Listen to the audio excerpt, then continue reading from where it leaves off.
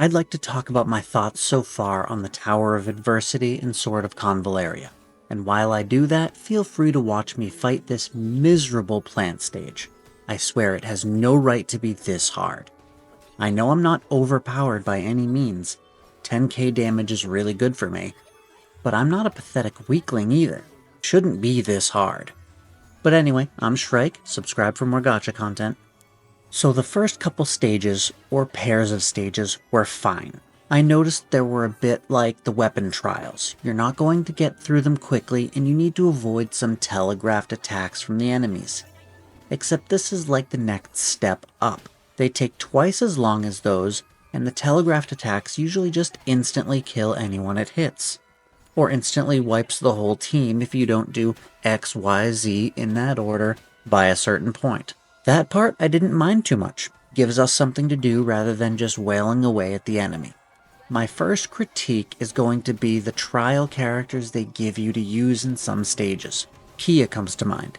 Very cool that we get to use her, but we have to control her, which means we need to spend the first 20 minutes of battle just reading all her skills, her trait, and trying to understand her character and how it wants to be played.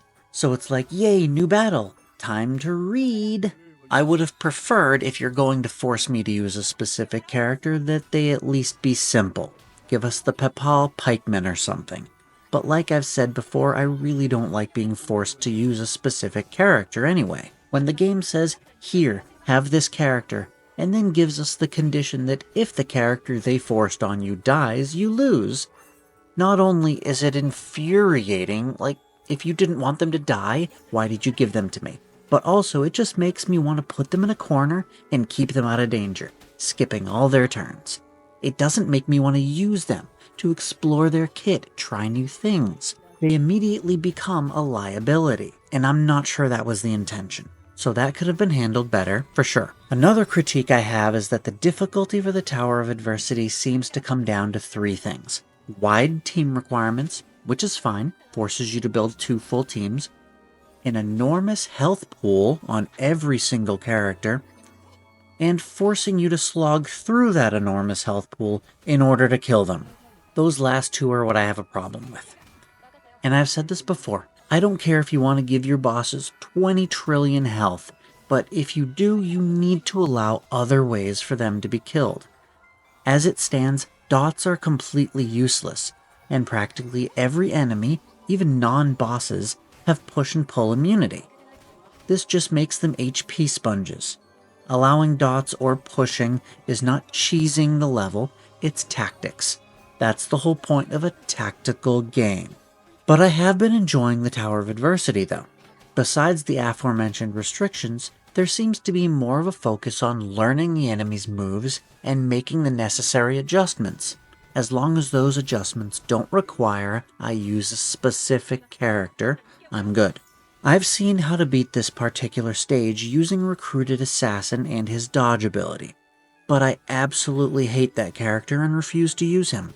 I've never in fact used him, which also means I'm not as high in the regular tower as I could be. So in closing, the Tower of Adversity is a really nice marriage of the boss trials and the regular tower, but the health of the characters need to be reduced. Dots and pushing as well as other avenues of attack all need to be viable. I don't want to see one video about how to beat each stage and only one. Everyone who's ever passed it having literally poked the exact same buttons in the exact same order, no variety at all. I want there to be many different, super clever and creative ways. These stages should test our creativity and tactical mind. Not just how hard we can hit the enemy with the one and only character that can beat the stage. As you can see, I ended up clearing the stage and ended up with 3 stars for the stage in total. But for the reward I was given, it was absolutely not worth it. In the future, I'll probably just climb the stages until I get to a really hard one like this, and then cut my losses. There's not enough incentive to keep me pushing like this, like I did for this one. This time was specifically for Convallaria. I need to get as many pulls as I can. I will acquire my glorious brooding patriarch of desire, and then I will bond the crap out of him. But with that being said, I'm gonna fly. I'll see you in the next one. Bye.